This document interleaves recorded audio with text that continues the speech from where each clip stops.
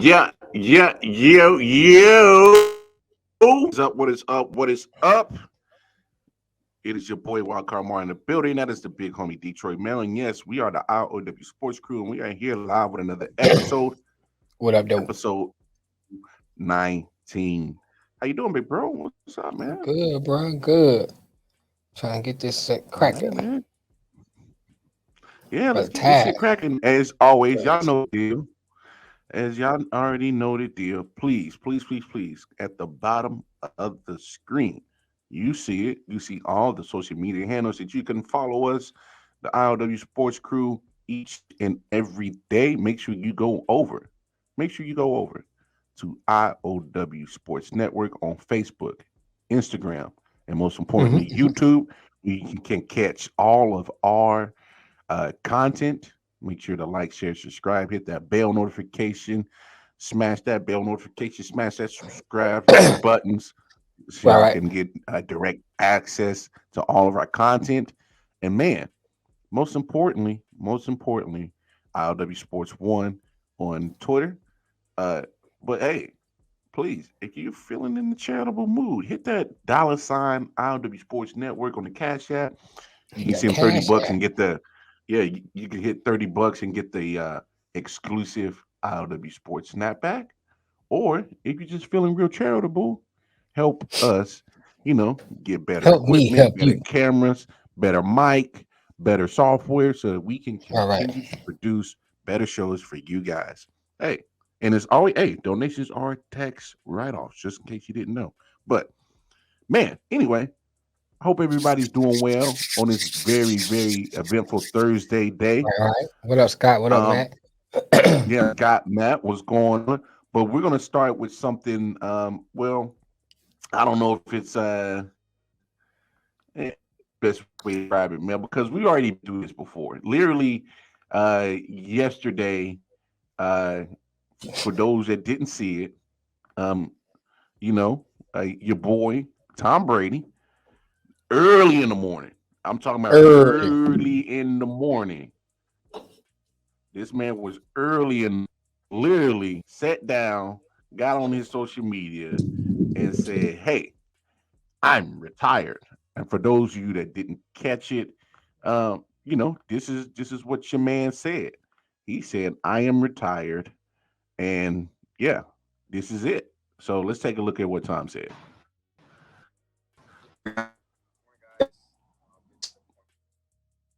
Retiring for good. Process was a pretty big good report. I'll let you guys know first. So, long winded, only one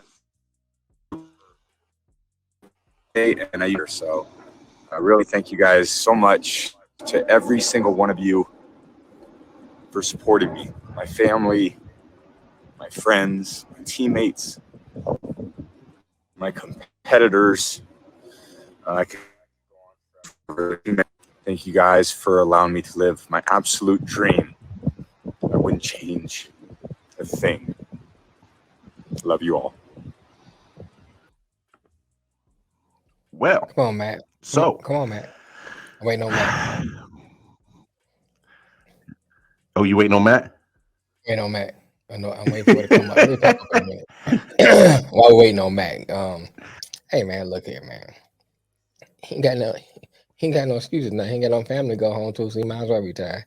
He ain't running from them no more. So he might as well go ahead and retire.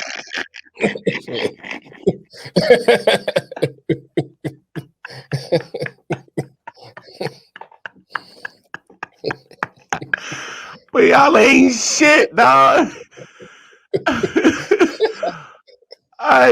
Scott, my man Scott said happy Friday's Eve. Happy Friday's Eve to you, Scott. My man Matt is in the building. He says days you're down. IOW's here to lift you up. Let's go. Let's go, fellas. What's up, Melly Mel? What's up, Mar? What's up with you, Matt? And my man had something to say. He said Brady retired. No, it was just in every channel, including Pornhub, from what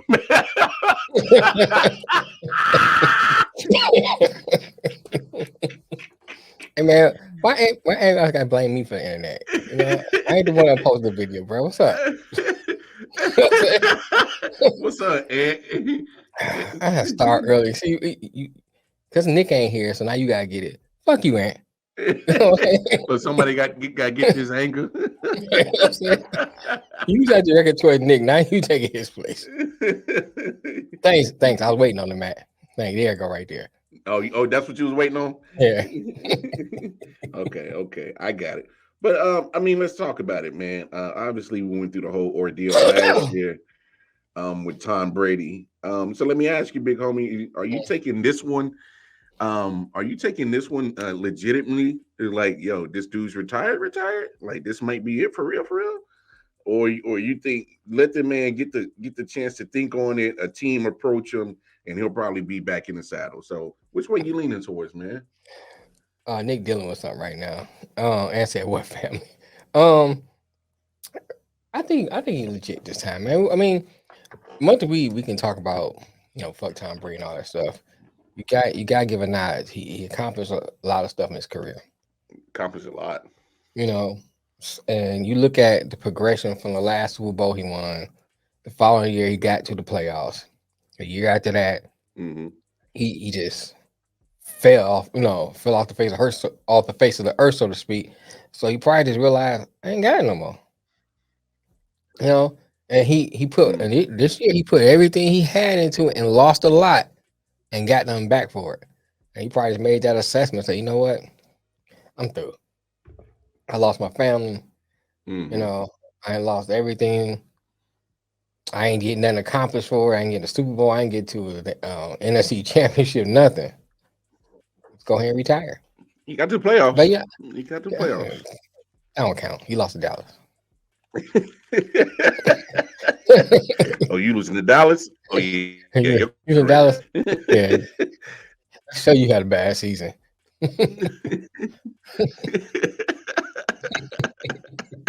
For real. No, Dallas lose to Dallas. Damn. Damn, the Cowboys lose to the Cowboys, so therefore, when you lose to the Cowboys, you might as well retire. All of the done deal. Kill yourself. Like, bro, you lose to the Cowboys? Let's be real, though, man. Right. Let's be real. Brady had a decent career, man. He had a good career. Nothing to sniff at. We can talk about the Deflategate. We can talk about Spygate. We can talk about the Tuck Rule. You can go down a lot of stuff you can criticize on. But all in all, he still got those rings. So you gotta give him his props. As long as he got rings, he could talk all the shit he want. And I like Spygate, too. Matt was gonna bring it up for sure. But no, I'm with you. Accomplished a lot.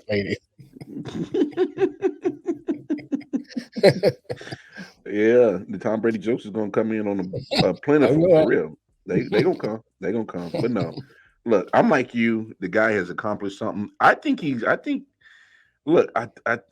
don't know. I'm not ready to say that he's 100% retired. Now, going based off of that video on what he posted on himself by himself, probably no media team around him, cleanup person or personal relations, public relations trying to tell him what to do. I think he went ahead and just said, yo, this is my time. I'm gonna handle it. I'm gonna take it. And as you hear him talk, he made the jokes as in referring to, retiring last year. He made the jokes. He said, I used the emotional part up last year.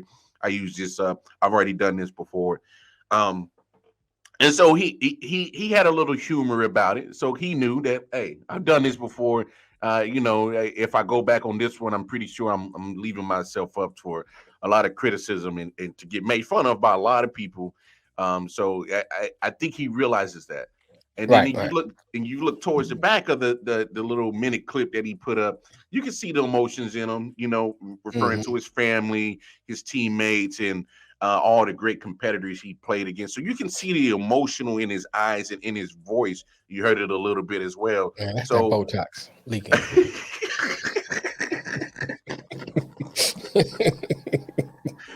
You're leaking, boy. You're leaking. But no, you look at you look at just the way he delivered the video and both emotions that he showed in it. That's what gives me that 50% of me is saying, all right, he's retired for sure. Yeah, only 50% of me, 50%. You ain't because still. because I'm gonna drop the hammer. I'm gonna drop the hammer. Oh All right, no, go ahead. we play devil's advocate and we keep it greasy over here. So that's 50% of me is saying, yo, just looking Okay. at that video, All right. I think he's retired for sure. The other 50% of me says, well, I don't know if San Francisco had a chance to throw their pitch yet. I don't know if there's another team that had the chance to throw their pitch yet before he decided to put this thing out. You know what I'm saying? So Yeah, I agree with that, Ant. I don't until I see that he signed, like Ant said, signed the one contract, retires New England Patriot, or until he signs retirement papers. Well, damn this. Until opening day next September and football kicks off and Tom Brady is not a starting quarterback in the NFL, then I'll believe it. Then that other 50% of me will join the other 50% and say he's completely retired. I need to see this guy literally not be a quarterback on an opening day roster come September around for me to 100% believe that he's retired. I'm obviously we don't have the sources or the right people to talk to in his circle, in his camp, but something Right. tells me that I don't think San Francisco, possibly the Jets, possibly another team that literally is just a quarterback away, I don't think they had the opportunity to go to him and make their pitch and be like, hey man, I know you're mulling retirement, but if you were so happen to put on a San Francisco 49ers uniform, I mean, if you saw, we lost our best option at quarterback in Brock Purdy. He's going to be out for 6 months. We're not going to keep Jimmy G back. We like the Trey Lance guy, but hey man, he can learn a lot from you in 1 year. So make And him a all you quarterback. got, and yeah, and all you got to do is just step in and be Tom Brady. Be TB12. You know, and so that's the other part of me that is like, I don't know if he's 100% done. I need to see I don't know. opening day rosters 100%, and he's not on one for me to believe This is what I that say. he's done. We play sports, Mhm. and remember the time you got to that age, whatever it was, and you feel like I can't do this shit no more. Yeah. You know what I'm saying? Whatever, because some of us, so we get 35, some of us we get to 40, whatever that is for you as an individual. It's like I can't do this no more. No, I'm just talking about pickup Yeah. ball. Done. My body can't do it. You just know your body can't. I can't run up and down the court or down the field or whatever. I can't take no hits no more. Whatever the sport you were playing. And I think And I don't think last that's year, the case in this hold situation. on, let me finish. I think last I year got you. he was mauling that over in his head. Like, Mhm. I can't do it no more. I can't do it no more. And he said, you know what? I'm gonna try it. Went out and then he saw his performance and like, Mhm. nah, I know I can't do it. And I think Mhm. that's what really happened. He said, I know I can't do this. And Yeah. I think that's why I think he's done. I think he's done, man. That's And then actually a good point. for him to come out the way he came out and said it, like last time, remember, it was leaked out. Mhm. You know what I'm saying? It wasn't really, he wasn't really saying it was kind of leaked out. And then later on down the line, he kind of said, he showed up and he started talking, I'm gonna play.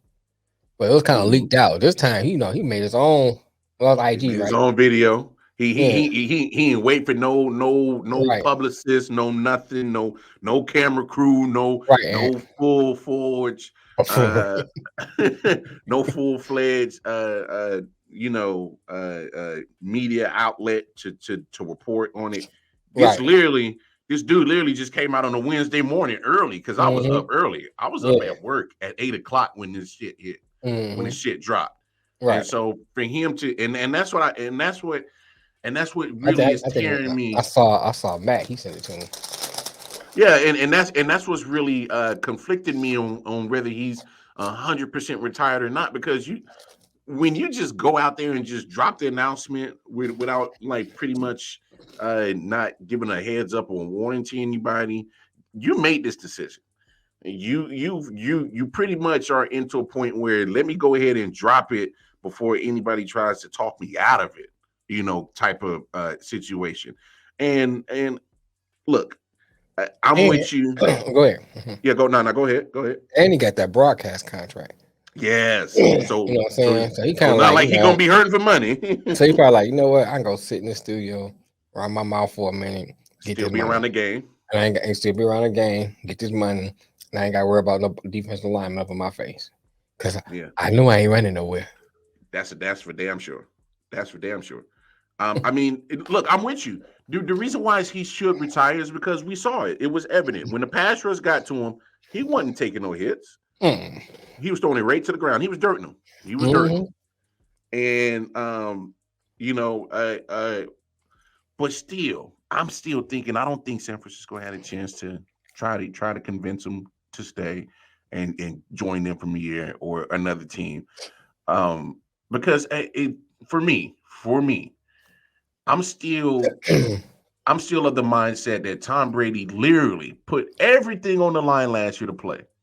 Put his family on the line, put his marriage on the line. He already lost it, already lost his marriage.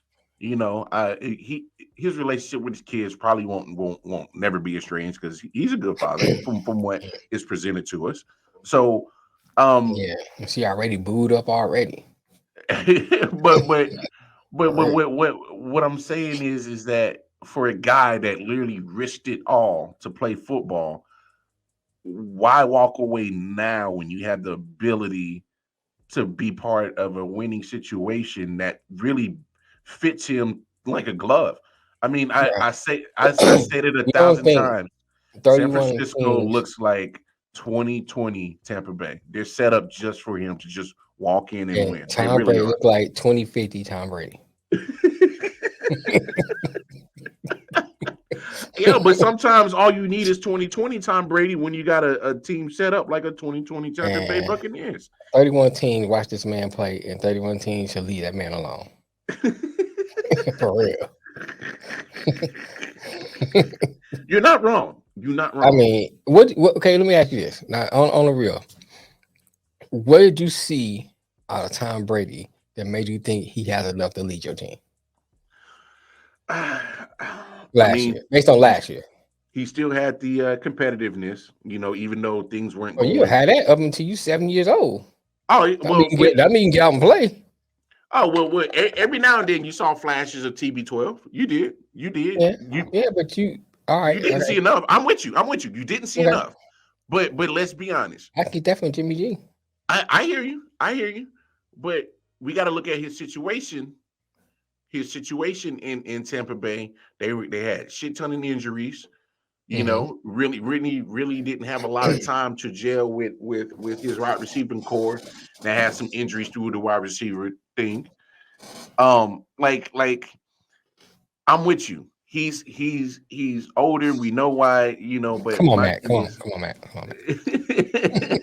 Nigga is old. He is old. I mean, but for this guy to literally have putting everything on the line to play football last year and you lost it and you didn't perform well, my thing is like at this point you have nothing holding you back, so you can play football as long as you so feel necessary. And I get holding no motherfucker back. Time holding him back. I don't know, man. Look, the post was cute. It showed his emotions. He did it without pretty much nobody trying to talk him out of it. That's the way it looks for sure. He just like you said, he just decided to cut the camera on it and drop the news. So to me, that shows that he's in that frame that he's ready to be done. But something tells me, man, until September rolls around and there is not one team that has him signed, I'm not ready to 100% believe that he's done, man. I can't. Okay, look, I like this. I can't toss you a bunch of money. I can't toss you. Well, it's never been about the money for Tom. Okay, so it's not about the money. So so the money's not motivation. Okay, let's take that off the table. Yeah. So next thing is, I know, Matt. Next thing is, what you got to prove? You have nothing to prove. You have nothing to prove. So Only thing You can. say that. You say he has nothing left to prove. But what if he says, "Hey, I just want to make sure he's completely deflated." Oh wow. What's up, Mountain Man Mage? That's hilarious. That's hilarious. But what I'm saying is he always finds different types of ways to motivate Yeah, himself to get ready for a season. most great players do that. Jordan did it. You know what I'm saying? Bird did it. You can go down the line. Most great players, Yeah, not good players, but great players. great players. Yeah, we're talking about great because he is a Right. great player. Find different things to motivate them. Motivate them. Yeah. Year after year. So that's cool. But at the same time, as you look at, and I'm only looking at it from my perspective now. If I'm looking at my list of accomplishments, I'm looking at what I lost, and I'm looking at what my body feels like. Is it really worth going another year? Now, if I never won a Super Bowl, then maybe I can say, okay, the right situation. I feel like I still got it. I might go ahead. You know what I'm saying?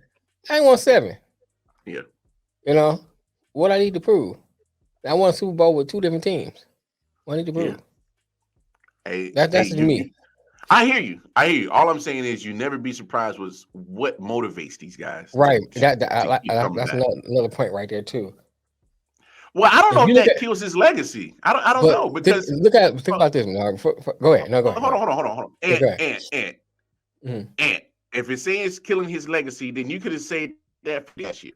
If you're saying it's killing his legacy, if people aren't, what I'm saying is if Andy's saying if he comes back, that will kill his legacy. People should have been saying that about this past season. If they're not saying that about this past season, then there's no way you can say about it next year. Because here's the thing, more than likely, if he plays next year, he'll be in a better situation than Tampa. Here's the pushback on that. Year before that, he did pretty decent. Maybe not Tom Brady standards, but you could say as a quarterback, he did decent year before that. Next year, they made it to the divisional playoffs, divisional round. Yeah. This year, he can always say, "Well, had a lot of injuries. My last year had a lot of injuries. Had a lot of people missing. Gronk was gone. Blah blah blah." Yeah. He has an excuse. The same thing happens. He has an out. The same thing happens again the next year. It's no longer an excuse now. Now people looking at, man, you just old and right? Basically, you should quit 2-3 years ago. Yeah, you just old and raggedy. Right. So because I hear you. Because look at his 3 years in Tampa. First year winning Super Bowl. First year they win the Super Bowl. Second year they get bounced out the divisional round. Last year they were absolutely terrible in the regular season, and they get bushed out in the wild card round. Right. So you and do the only see reason they made it because they was in the South. Sorry division. Yeah. They was in the division. That was a losing season.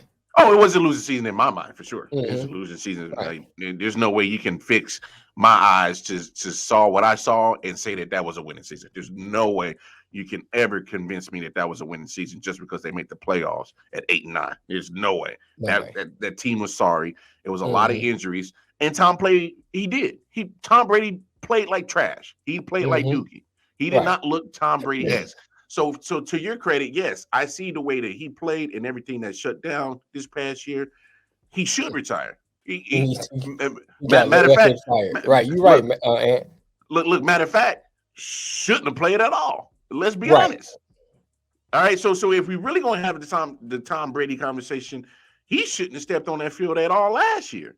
He should have stuck with his original retirement and been done with it, and not even put himself through that. But I'm not going to sit here and say that it tore his legacy because of that one season.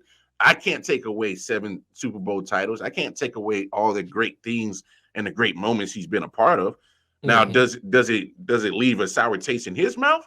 Oh, it definitely leaves a sour taste in his mouth. And that's another part of the 50% of me that says, I don't know if he's 100% done yet, because he'll find a way to use that as motivation. Like, oh, these motherfuckers think I'm really dookie.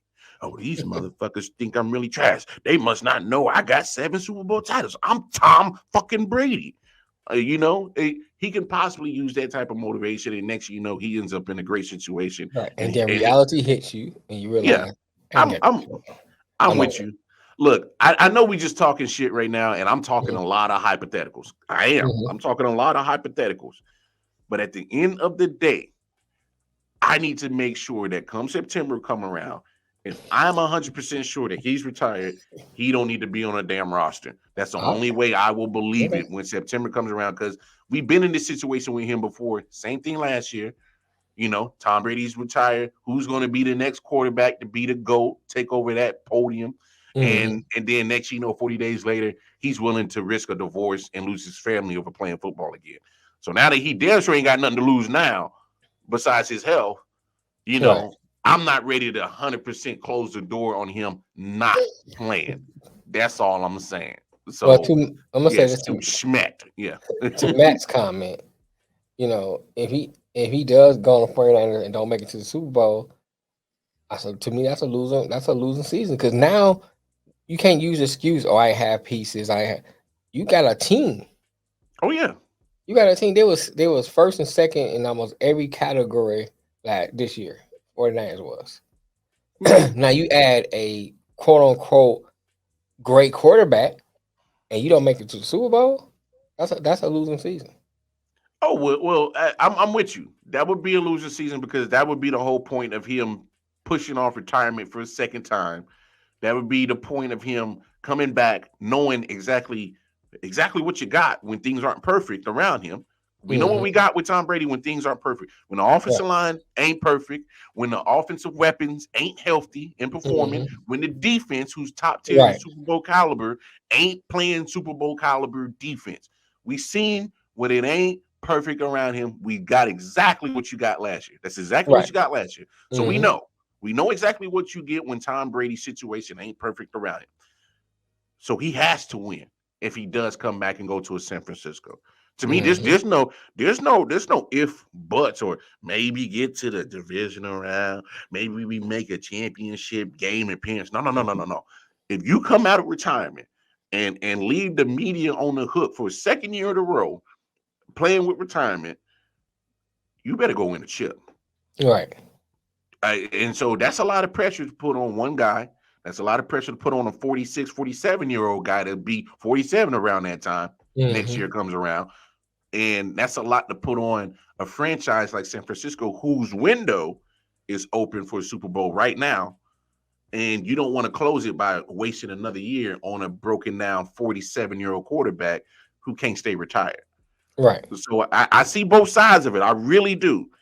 But until first or second week of September, when the regular season kick off, I need to see him in the booth with Fox collecting that 13-year, $375 million contract. If I don't see that, then we know what it is. He's playing. All right. It's either time will tell the story. He's either on the booth or he's on the field by the time September rolls around. That's going to be our answer to me. All right. Speaking of situations, there was a good that was posted on the Man Down page, as well as the ILW Sports by our man Melvin Wall. And Mel's going to bring up the clip, but Steve Smith should be a Hall of Fame wide receiver when his time is up to be inducted into Canton. Has some interesting things to say about San Francisco's current quarterback, Brock Purdy. Go ahead, play it. All right. Brock Purdy, you got other first draft. They can opportunity after opportunity. Has Zach Wilson shown us in 2 years what Brock Purdy has shown us in 7 games? No. The last pick, how did that happen? You know how it happens? Scouts are scared. He's not the right height. He's not the right size. He's not at the right school. He's a 3rd-round pick, but you got a tall kid who can't hit the wall of a barn. 1st-round draft picks over and over and over again that cannot play football in the National Football League, who get opportunity after opportunity. We keep saying we're waiting for Brock Purdy draft status to show up. His draft status is he was the last one. You know why? Because these scouts are easy and they look at schools and they say this and they say that. They discount people based on some ancillary dumb. I don't know how they evaluate, but they do. And it's awful. Well, so that brings me up to this question. Well, tell how you feel. Yeah, so that brings us to this question. Do situations matter? Do situations matter? Because the whole point of that clip, Steve Smith is pretty much saying that, hey, you got a 7th round Mr. Irrelevant in Brock Purdy that has took his team to the NFC Championship game, but you got cats like Baker Mayfield, who was the first overall pick, can't throw hit the side of a barn, and he's getting opportunity after opportunity. There's going to be another quarterback. Zach Wilson is headed down that path. Number 2 overall pick. He was one of the names that he brought up. He's going to get opportunity after opportunity to be the starter with the New York Jets. And until they get tired of him and finally figure out that he ain't it, and they're going to move on eventually. So, it begs that question: do situations matter? And like Steve Smith said, you got scouts who are looking at schools. Hey, this guy went to Alabama, went to Ohio State, went to USC. We got to draft him high. But why? Can he play the position? Can he fill the position? Can he actually play quarterback? And from what I took from that clip, Steve Smith he has points. He has great points. But one of my drawbacks to what he said is, I don't think he factored in here the situation. The situations matter. Brock Purdy, look, give Brock Purdy his credit. He came in and the team did not drop off. All right. San Francisco 49ers did not drop off at all. Matter of fact, they continued to win, and they didn't lose for almost 2.5 months. Okay. All right. And then they made it all the way to the NFC Championship game. And because of his injury, and then the injury to his backup, they did not have a chance in the NFC Championship game. So pretty much what I'm saying is Brock Purdy did his job, but we also got to look at the situation that he was thrust into. So, Brock Purdy goes to a damn good team in San Francisco that has a good coach in Kyle Shanahan, offensive coach, mind you. Great pieces on offense, great defense. Right, man. An offensive line that's going to keep them upright. Right. For the most part, until they ran into Philly and decided not to block Hassan Reddick with a tackle instead of a tight end. But regardless, right. The team I that agree with that drafted too. him, the team that drafted him did such a great job to put him in situations of success. Okay. I mean, look at other examples. Does Tom Brady become Tom Brady if he doesn't go to the Patriots? We have to take that to account. He gets to a good coach in Belichick that has a good defense, a good offensive line, mediocre offensive weapons, but still you can overcome that when you have a good offensive line and good defense. Does Patrick Mahomes be Patrick Mahomes if he doesn't go to Kansas City? Gets Tyreek Hill and Travis Kelce for 4 years of his 5 years as a starter? Gets Andy Reid as a coach? A good offensive-minded coach? Y'all know I'm a KC boy. I love Pat Mahomes. Really? But I don't know if Pat Mahomes turns into Patrick Mahomes what we see if he doesn't go to Kansas City. So to me, situations matter on when you get drafted and when you play at and the timing of it. But what you say, big homie? Here's what I say. I think, first of all, when you look at what Steve Smith said, there's so many segments that need to be broken up and separated and talked about separately. Yeah, it's a lot of nuances that you got to break it down into.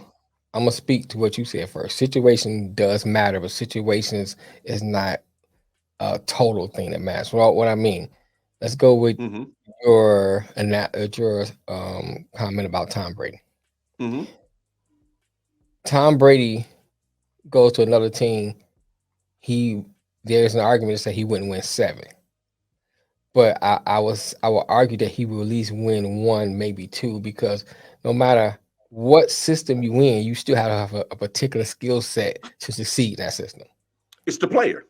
Ryan Mallett was in that system. He didn't succeed. True. You know, so That's you Ryan. can't. That's Ryan Mallett, dog.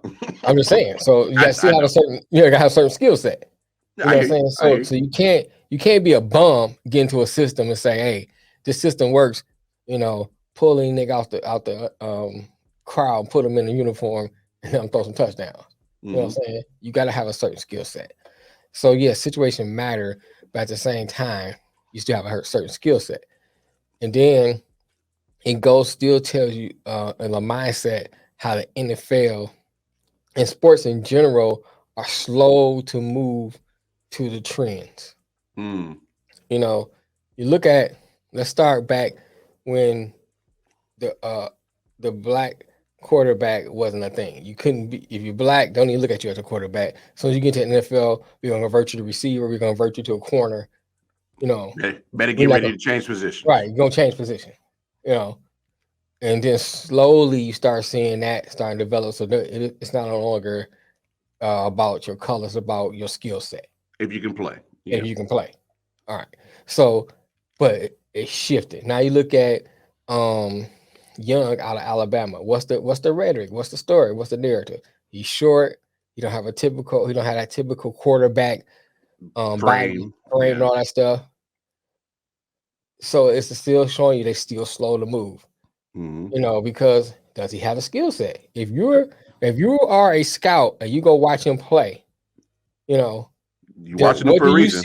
What do you see that he has that you can insert him into your offense and make it work at your particular team?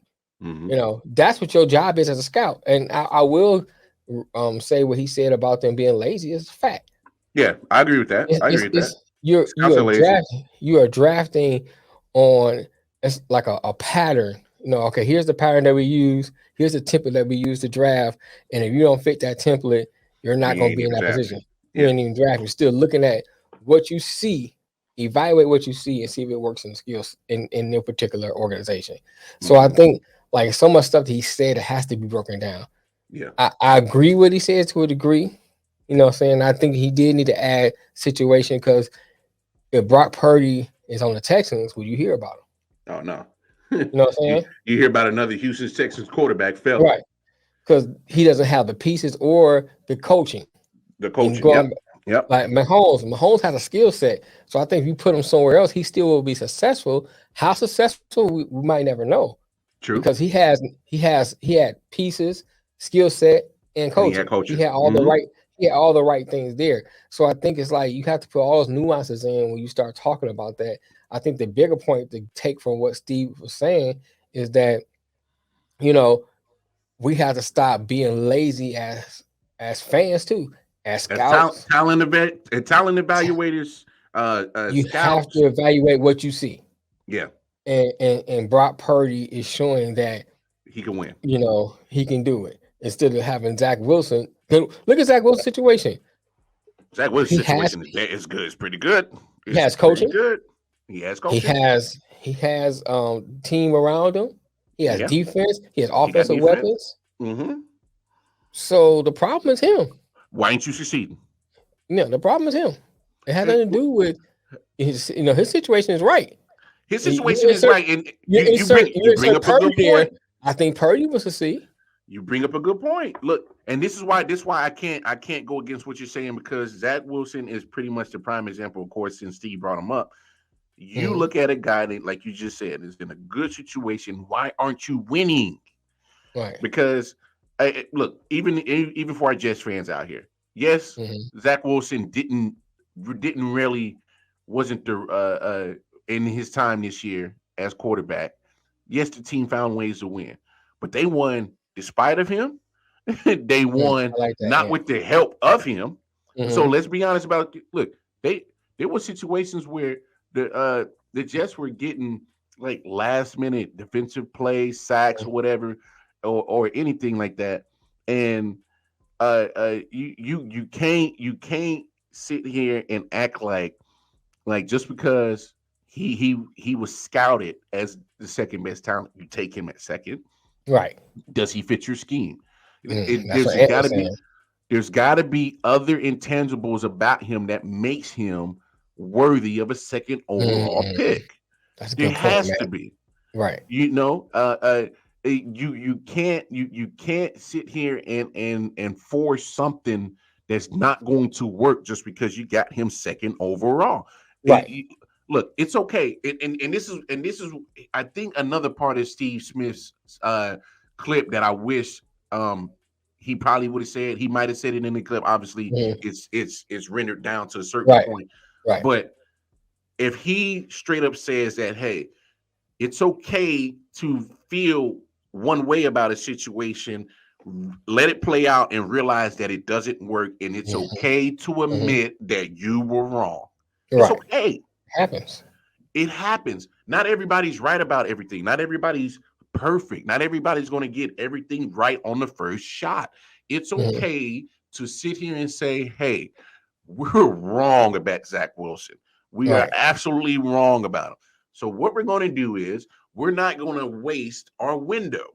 We're not going to waste our.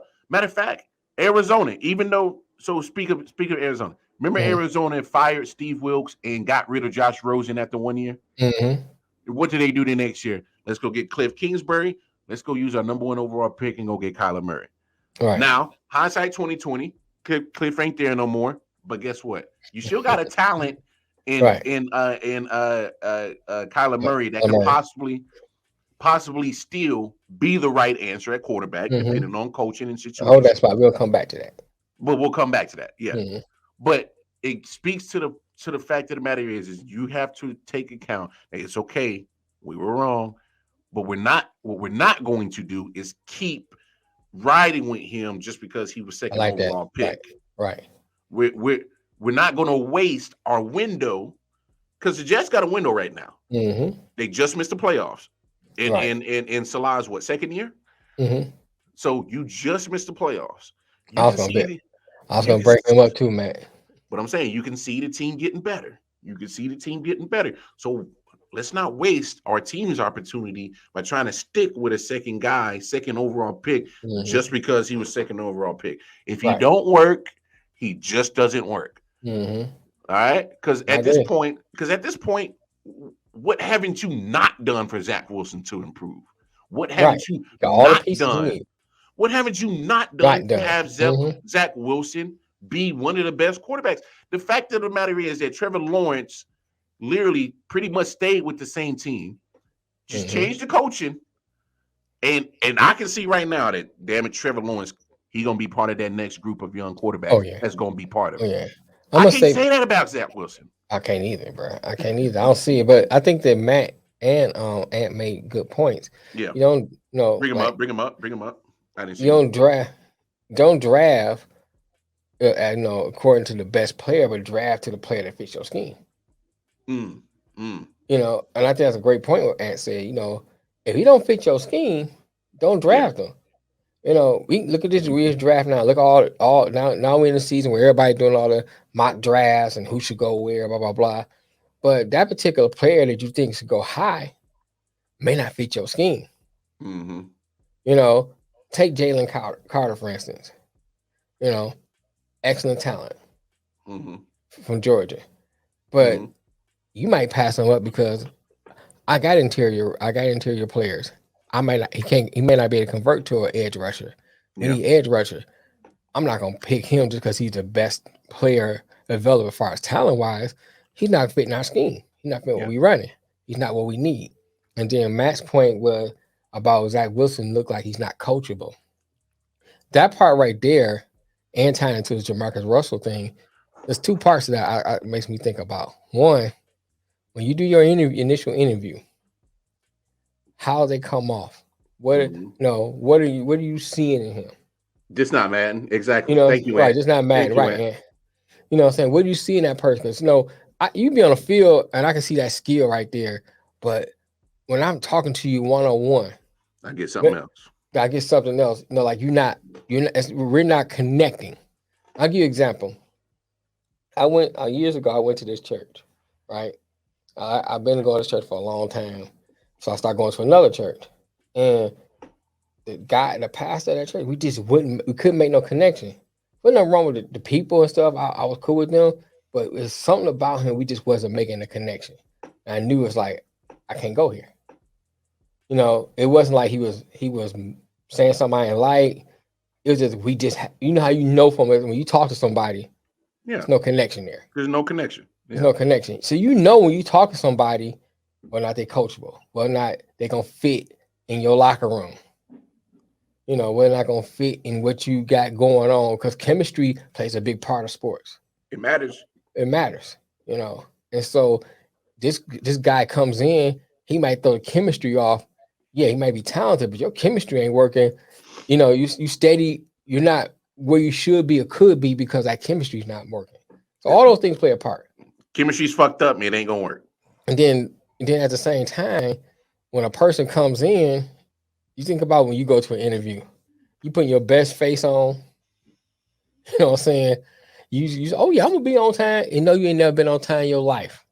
You know what I'm saying? Yeah, I'm gonna be on time, man. Right? You know what I'm saying?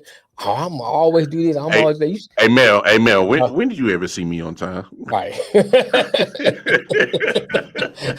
For real. I mean, don't bring that up like you telling yourself. I ain't, you know what I'm saying? Hey, no shame in my game. No shame in my game. Hey, and the fucked up part is I got a watch on my left arm and it's still never on time. Be looking like, yeah, he'll be here in a minute. I just start cooking for him until he get here. But yeah, man. So look at Jamarcus Russell. He might have put on a good face in that interview. Mm-hmm. And then when he got there, shit, about this leaning he's leaning his holes. Mm-hmm. That's all he is. You know what I'm saying? They get this money for these bitches. Yeah. That's it. And I mean, you know, that's how some guys is. You get a big contract. You got a big contract. I'm about, get that money. And he didn't study. He stuck around long enough to get his mama out the hood. Yeah. You know what I'm saying? He got his mama out the hood, got his money. He didn't put the effort in. I think the skill set was there. You know what I'm saying? He just didn't put the effort in to develop. Because you go to that next level, it's more than just talent. Yep, more the skill set. You gotta hone it. You gotta fit that skill set for that level. You have to study. You have to know how to read different defenses, and depending on what kind of offense you ran in college, it's different in the next level. All those things play a factor. You have to hone your skills. Yeah, he was overweight, but that goes to what I'm saying though. And his overweight, he didn't put the effort in to be a professional. When you're in college, you're an amateur. When you get to NFL, you are professional. You're professional, yeah. You know what I'm saying? And you have to make that transition from being amateur to professional. He didn't do that. You know, no. And if he, whether or not you can say he has a skill set, we don't know his skill set when it translated because he didn't put forth the effort. You know? Well, now, he's a meme. Jamarcus Russell had the skill set. He did not have the mentality or the willingness or the the effort to be one of the best. Yes, he was overweight. Yes, he didn't read defenses. He didn't read the playbook. Yeah. He damn sure didn't read the playbook. How about those Chiefs? So I mean that's when you talk about we're not on that segment yet. Yeah, but at the same time, you talk about Jamarcus Russell. Now look at what Zach Wilson is doing. You know, he wants to be Mr. Motherfucker. You know, he wants to be Mr. Cool. No, literally, he wants to be Mr. Motherfucker. Right. So that's where you see his mind frame. That's where you see his thought process not matching up with what he says he wants. You know, he says he wants to be one of the best. He says he wants to be a winning quarterback. He says he wants this, he wants that. But what are you showing us? Right now, you're showing us that you're just another petulant kid that was spoiled. Now you got money, and now you want to be a motherfucker. And so man, it's like this, man. Hey, that's my man Scott, by the way, man. I didn't know Scott since we was in high school, man. So shout out to my man Scott. Go ahead. Yeah, anyway, yeah. I don't have a problem with you. Just since we're talking about Zach Wilson out here, fucking these hoes. I ain't got no problem with that. Do what you do, but you gotta know how to balance that. I don't either. You gotta know how to balance that. You gotta know how to balance that. You know, like Tupac said, I'm getting green as I'm supposed to. I'm gonna holler these hoes and see how many I can go through. You know what I'm saying? You're young. It's how you're supposed to be. You know what I'm saying? You got money. Do what you do, but you gotta balance it. It's all like you have a job. You can go out if you got to work Saturday morning. You can go out Friday night, get blitzed. Yeah. You show up for work the next day, and you show up and your eyes are bloodshot red and slanted. Shit, I used to do it all the time. I You used show to up for come work on. next day. I used to come on to Yeah, work. Joey Henderson. Yeah, I mean Harrington. Yeah. Straight gone from the night before. Right. I'm talking about zooted. I've been drinking. I've been on Right. that ooh wee. I've been slapping But you showing up. cheeks. But you at work. But I was on work. I was at work, and not only did I show up, man, I showed my ass. Yeah, that's how you're supposed to be. You balance. It's work-life balance. You balance it, and Matt brings up a good point about DeMarcus. He did have the gun. He had the cannon, had the arm, had the size, and if he had it between the ears, right. I mean, I'm not saying we talking about JaMarcus Russell as one of the best black quarterbacks to go down in history, or possibly one of the best quarterbacks in history. I'm not saying that, but we got robbed as fans of football, and he robbed himself of what potentially he could have been because he couldn't get out of his own way. Zach Wilson needs to get out of his own way. It's certain cats that get drafted high that get in their own way. Right. And pretty much what Steve Smith is saying is like, stop looking at, all these being lazy with, just because he's on Mel Kiper's and Todd McShay's big board and he's, no. Why don't you go out? Because what do we talk about? So on this show, IOW Sports, we are built on what we see and what you can prove with what you see. And so what we're saying is what do we see and do the stats back up what we see? So we not 100% about the stats here. We're going about, hey, what do we see and do we have the stats that can back up what we see? And so that's the fact of the matter is can you go out there and play? Can you go out there and do what you need to do? It's not about what school you went to. It's not about who you was coached with. When you put on the tape against top competition, do you ball up? Whether your team won or not, do you personally show up and ball? Or do you fall back? You know what I'm saying? Right. So, I mean, that's just what it is, man. You'll book me this year. Hey, Kofi, what you doing right now? Because we can bring you on this show. We can have a quick little wrestling segment because we just had the Royal Rumble this past Saturday. So if you ain't doing shit right now, go get your ass in your studio and come on, because we got about like an hour and 8 minutes left of the air time. So come on, that's how we rock. You ready? Because we ready. But anyway, but yeah, to me, situations matter. This is all on Zach Wilson now. This ain't. Oh yeah. Now, here's the question now. Yeah. And I don't disagree with what you said. So you're the Jets. Are you gonna give him the space to get it correct? Or are you gonna look for someone else to fill that position? Oh no, I'm on year 3, about to go to year 3. Are we moving on?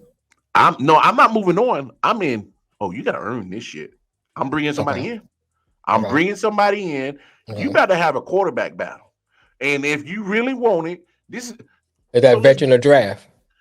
It don't matter. Okay. Whichever is the cheapest route with the most talent. So, I mean, let's be honest, man. We've all been in that situation where it's put up or shut up time. It's either you or it's him. Right. So what we gonna do? To me, if you in a situation where it's either you or him, and he can't stand out, okay. I know what I got. Because I've tried. I got 2 years of data on you. I got 2 years of data on you. I got a good sample size. Right. This ain't nothing. It ain't like I got Trey Lance data on you. Trey Lance been in the league 2 years, but still sample size is still so small before you even can make a decision on Trey Lance. His sample size is way too small to make a decision on Trey Lance. Zach Wilson, I got enough on you. And you can't win the competition. All right. Hey, we got him in the first round, 2nd overall. I'll be happy with a 3rd round pick at this point for that guy. Yeah, him. That we got a 2nd overall. Yeah, him. Yeah, this ain't on us. This ain't on us at this point. We tried. This on Zach. I'm gonna send the I mean, I invite don't to disagree Kofi. with that. I Yeah. just did it. But Derek Hey, Carr. I don't. I know a lot of Yeah, people hate on Derek those Carr, ain't but I mean, those don't have to Derek give Carr up is too much solid, for man. him. Yeah, he's solid with what he'd be better than Zach Wilson. Oh yeah, I would. I mean, you look at the pieces that you got. He has around him. Look at the pieces he has around him. I like I Garrett mean, that Wilson. he hasn't. I mean, he hasn't. In New York, he got good defense. He got weapons. He got a good offensive line. Offensive line and offensive line is going to be better because they're going to be getting Vera Tucker back from injury. They're going to weapons is going to be better. You're getting your running back from Iowa State. What was his name? Brees Hall back from injury. Yeah. Who easily could have been rookie of the year had he stayed healthy. Easily, in the way he was going. Garrett Wilson as a rookie wide receiver did their thing. I mean, there's literally a handful of people that you can name on the offensive side that actually helped produce this year. And if given opportunity, Elijah Moore could have done more numbers. But besides the point, there's ways that this team can succeed, and we all know. Lincoln Park. And we all know that the reason why that the Jets didn't finish on the right path is because quarterback position was lacking. Point blank period. Point blank period. So but no, let's quick it's a quick quote in Lincoln Park lines. Yo, y'all, wow. But no, let's move on because I sent the invite to Kofi. So let's get all our football talk in before Kofi pops up in this joint. So we talked about it before, and it ended up happening. Sean Payton ended up going to the Denver Broncos. Man, how you feel about it? How you feel about it, big homie? Because you were actually pretty against it. Yeah, man. Here's the thing. I'm not doubting Sean Payton's skills as a coach, but you're going into a rough situation, bro. You have no draft capital, so you don't have a lot of wiggle room to move. Now, salary cap is going up, so you may be able to get a veteran or two in there or a couple of free agents in there this year to kind of help, what you need. But you're not getting too much in the draft. Give up a lot for Russell Wilson. So I would say this: out of all the coaches that's out there, he may be the best one to go there because of his experience. I'll say that. But anybody who's looking for the Broncos to turn around immediately, I don't think he's gonna be able to do it. Now, here's what I'll say: if they make a marginal to good improvement, that shows you how bad Hackett was. That'll really show you how bad he was. Yeah. And you can say that 80% of that was all coaching, and the other 20 is Russell Wilson. Oh, he's not going to escape. He's going to get some of it. You know what I'm saying? No, he gets something. Yeah, he gets something. Yeah, but they sold everything to get a ring like the Rams, but they didn't get nothing in return. The Rams at least got a ring. They gave us the house and got a ring. Denver gave us the house and got foreclosed.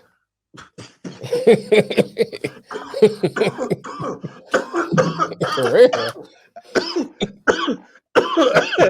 Oh shit. Oh shit. He said my man said gave up the house they got foreclosed. I ain't getting nothing. Oh my God. What's this thing gonna do?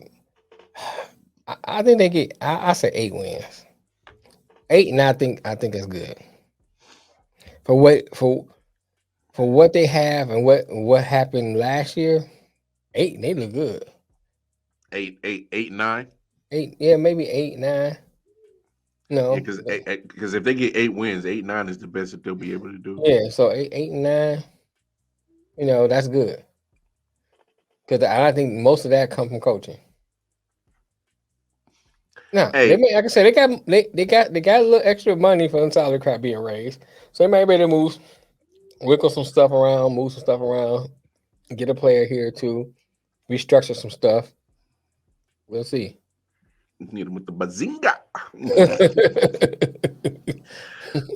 But I mean, look. So, team went 5-12. Yeah. All right, went 5-12. Obviously, Hackett couldn't hack it. Right. And so I'm with you on that point. Well, next year will be the true telling exactly where Hackett coaching skills really are as a head coach. Should he just stick with being a coordinator? Or obviously he's going back to I think he went back to Green Bay to be a coordinator again. No, he went to the Jets. He went to the Jets. That's why everybody said Aaron Rodgers might go there. He went to the Jets. He went to the Jets as an offensive coordinator. So we'll see how that works out. But with Denver, obviously Sean Payton is a step up from Nathaniel Hackett. We know that. All right. There's no doubt about that. There's no debate about that. He's a ladder up. He don't step up.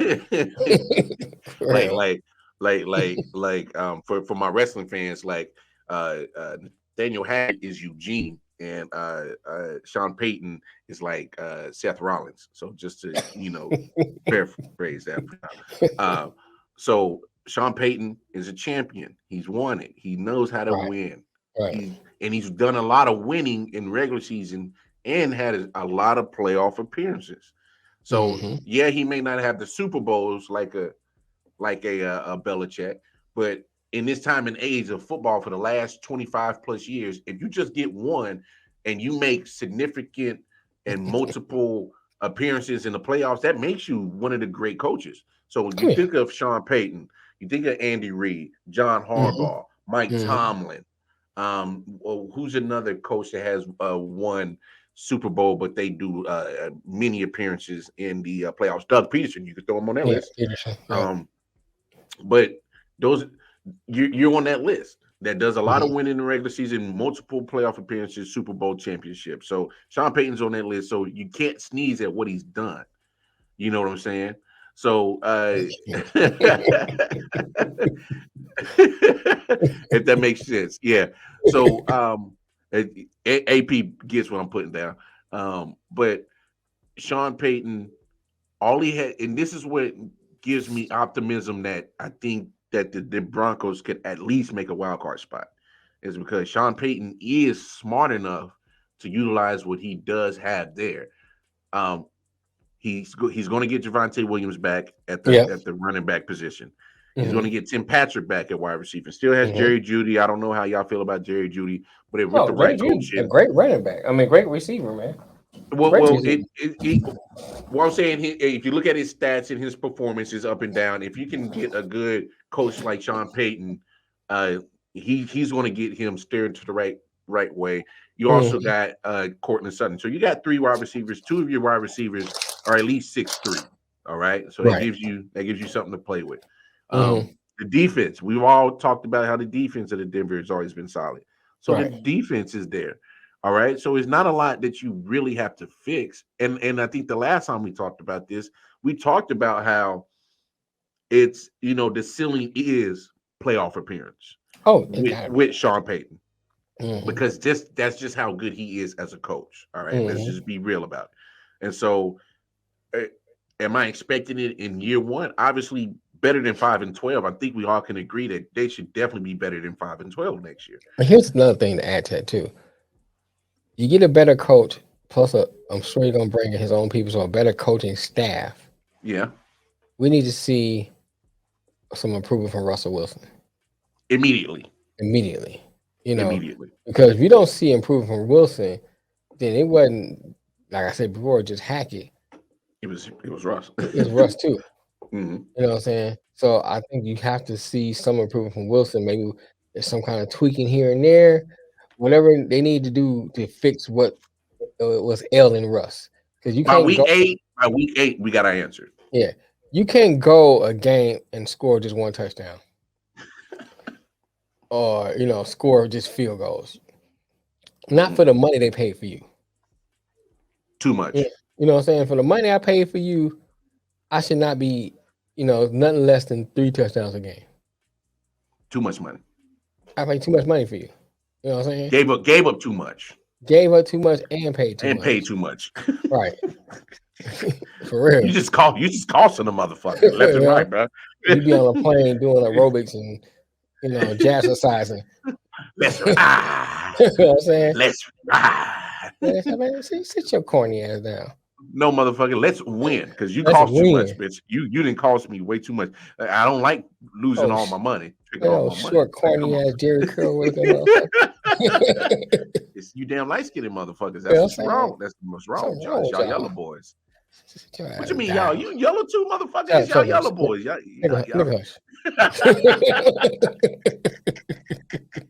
It's y'all, man. Y'all be on that bullshit, man. Yeah, be a hostess. Time to be the hostess. Right. Not the cook. Ain't no more let Russ cook. We ain't letting you be in the kitchen no more. Yeah. The last time you did, the chicken came out raw. The biscuits was dry as hell. Up in here. Hey, them biscuits was drier than Popeye's biscuits. Now if your biscuits is drier than Popeye biscuits, you didn't accomplish something that possibly can't be never done in the history of cooking. Like them, like Popeye biscuits is dry as fuck. Like if you get drier than Popeye's biscuits, them shits is like fucked up. Hey, you ever want to really get away with a true crime? just tie somebody up and feed them Popeye's biscuits and don't give them no water. And they'll die of strangulation on dry biscuits. Right. I mean, for real though, you're right though, man. Hey, that is the most easiest crime to get away with. You be like, yo, he was eating a biscuit. I didn't do nothing. I ain't had to poison him. I ain't had to shoot him. I ain't had to stab him. All I gotta do is feed him a Popeye biscuit and give him no water. For real though, man. I mean, all that money, them spirals should be tight. It should be no wobbly, but it should be tight. Yeah, spirals should be tighter than a passer's handshake. It'd be like tighter than a pastor's handshake. What? But I mean, hey, you know how they do, especially when a female coming. How you doing, sister? Yeah, Sister Johnson. Right. Scheming ass motherfucker. Hey, scheming. Niggas trying to get at me. Ow. Yeah, be the hostess, exactly. But I mean, go ahead. I wouldn't be surprised if they get 8-9 wins. I wouldn't be surprised if they make it to the wild card round, for sure. But hey, I'm with you. I need immediate signs of turnaround from Russell Wilson, specifically only him. I'm not worried about the rest of the team. I'm talking about just him and only him. Because if not, I will not be afraid to sit your high expensive ass on the bench. So here's my thing. Don't be surprised if Sean Payton also brings in a decent backup too. Oh yeah. Just for that reason. Because at some point we just got to be real about the situation, bro. If you ain't got it by week 8, week 9, man, I'm not gonna sit here just, especially when with what my team got and with my coaching, I got a chance to be in the playoffs. It's Sierra fault. Yeah, she probably said, she probably ran it on him too hard. Hey, a little side note though. When you saw Sean Payton doing broadcast, do you look uncomfortable in that suit? You should look uncomfortable. Well, he's used to wearing sweat, bro. I know. He's used to wearing tracksuits, bro. he was uncomfortable, bro. When I would watch him on Colin Cowherd, he would be a little bit more dressed down. Where he dressed down, he looked comfortable. Like he was on with Terry, he be looking like uncomfortable in them suits. Yeah. Like, nah, man, I can't do these suits. I need to give me a tracksuit on. Yeah, he's like, yo, I'm used to being in the Al Davis tracksuit, Right, you clipboard know. in my hand, whistle. This suit shit ain't for me. So yeah, I'm with you. I thought he was uncomfortable too, Yeah, but he look, was uncomfortable. like I said, I won't be surprised if there's a wild card round appearance because I mean, Sean Payton is one of the better coaches in our time of watching football in the last 30 Mm-hmm. years. He just Mm-hmm. is. There's no doubt about that. But there's another coach, and and now that I thought about it and looked at all the connections, it does make sense. It's a good move for the guy. All right. Possibly it's a good turnaround for the Houston Texans. So D'Amico Oh. Ryans, Mm. former defensive coordinator for the San Francisco 49ers, goes over to Houston. If you guys remember, played in Houston when he was in the NFL. Mm-hmm. I know we talk about it, we joke about it. Oh, black coach going to Houston, man, you gonna get 1 year.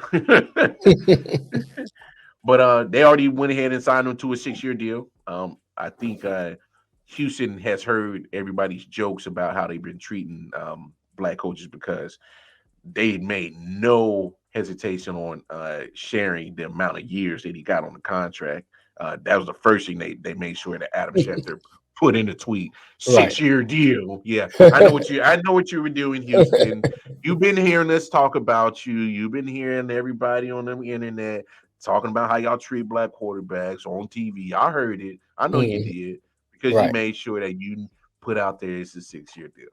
So when I talked about it on the other night, Tuesday night, this is what pretty much the timeline that I set for D'Amico Ryans.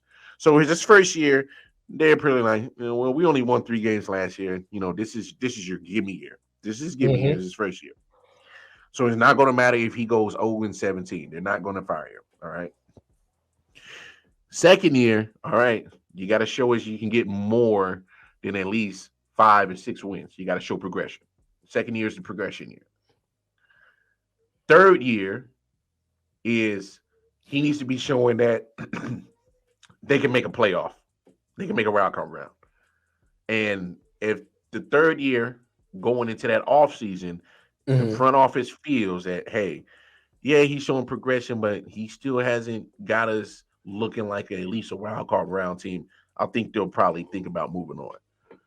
If they feel that he's gotten to that point that he can at least be a wild card round team, he'll get a 4th year. Yeah, I don't disagree. I'll say this too. If you look at their roster right now, Mm-hmm. as the years progress, I need to see what you're building too. Oh, yeah. Because if you're not built by the second year, I don't see like an improvement in my roster. Let's take wins out of it. Let's look at your roster because right now your roster's in shambles. You got 2, maybe 3 good mentionable players. Mm-hmm. So I'm looking at next year. What kind of roster are you building? I need to see. That's the first thing I'm looking at if I'm ownership. What are you building? Mm-hmm. If you're getting me, like a shamble or rosters and shambles the next year, that first year, I'm looking at you cross-eyed. By the second year, I don't see nothing. Then only thing that may keep your job is the pressure because we didn't hold a black coach to a 1-year deal. But that second year, bro, I need to see some kind of improvement in your roster. Mm-hmm. And the second year, I should see some kind of movement in your win column. Because you have to build a team to compete not only for now, but for the future. Mm-hmm. You got young pieces. So now you need to put some look at the Jets. The Jets, the Lions, look at the teams like that who are building young pieces, not for only the now, but and the Jaguars for the future. They have teams that can win, that you're gonna see wins, from now on while those teams are growing because they all young. Mm-hmm. By the time they hit their prime, they still that's a good 3-4 years down the line, 5 for some of them. So that's what you want to see in Houston because they're in that same frame far as player, the young players. I think that's what I'm looking for if I am ownership. Yeah. Go ahead.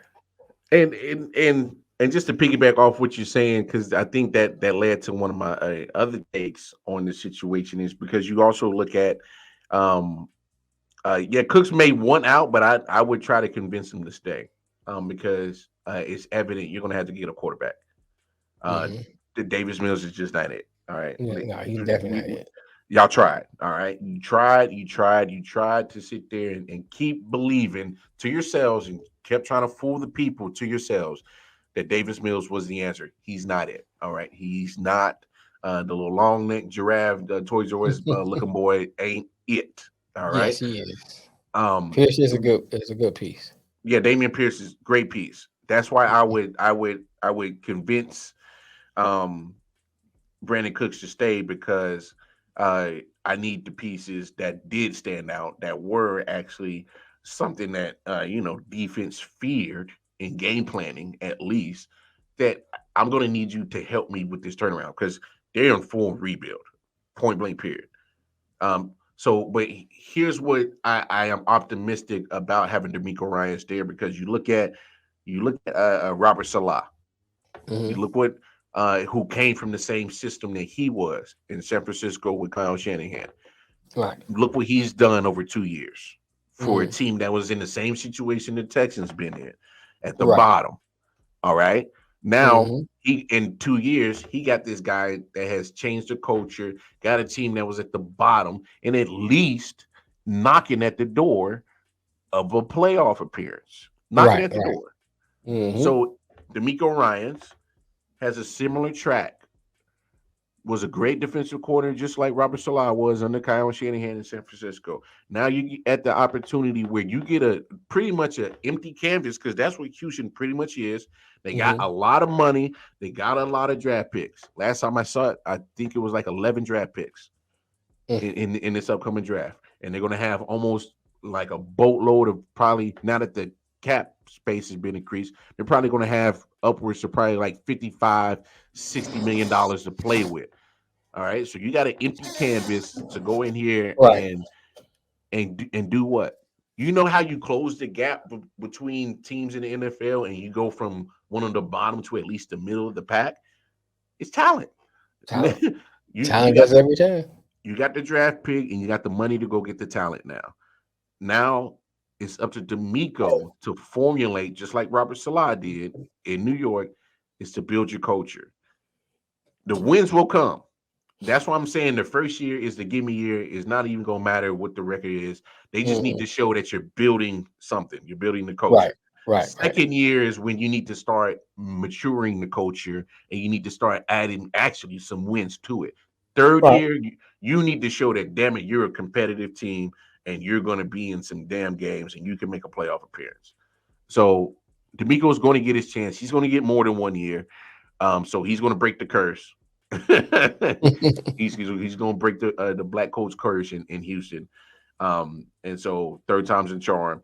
But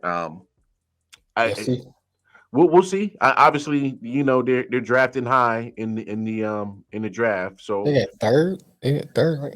Second. They're second. They're second. Yeah, behind the Bears. Bears are 1, they're 2, and then so you're going to get your choice. They got a choice of quarterback, because the Bears are probably not going to pick a quarterback. No, they're not going to get a quarterback. They have a choice of quarterback, so they have to pick.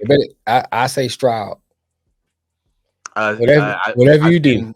Whatever you do. Initially, it started with Bryce Young. Do not get Will Levis.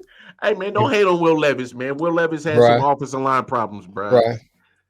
He had some offensive line problems. Hold on. I'm not talking. I'm talking to D'Amico. Hear me, D'Amico. Do not get Will Levis. Will Levis is a project. He's a project. If you got a quarterback in front of him, pick Will Levis. You want somebody to start now? Go with Stroud or Young. He said, "Don't get Will Levis." He said, "Don't do it." Don't do it. We trying to keep you past a year. Don't get Will Levis. He said, "Don't do it." Yeah, they could trade the first pick. You're right. They still get a choice of. Yeah, but the thing is, they don't have to. Bears don't have to trade that pick. I was saying, even if they do trade that pick, Houston still have a choice of a good quarterback. Because somebody picked Young, you still got Stroud. So they ain't gonna pick two quarterbacks, whoever is picking. You know what I'm saying? No, they have a good quarterback. Just don't get Will Levis. Leave the Kentucky boy out. Leave him out. Leave him there. Said, don't do it. Don't do it. Don't do It's it. a trap. It's a trap. You know what I'm saying? He said, don't listen. He that prototypical tall, you know what I'm saying? All that. He said, don't listen to Mel Kiper. He gonna get you fucked up. Man, you can't listen to no motherfucker with hair look like that. Not at that age. Yeah, not at that age. You get a hair plug like a motherfucker, bro. You like 70 years old, your hair's still black. Don't even try it. Your hair been black since I known you. You know what I'm saying? You used to con it. You know what I'm saying? I was a kid, you had black hair. Yo, chill out. Grown ass man, you still got black hair. Yo, chill out, bro. It shaped like a helmet. I know you drafting football, but you ain't got what your head look like that. Go ahead. Hey, this motherfucker wearing a helmet?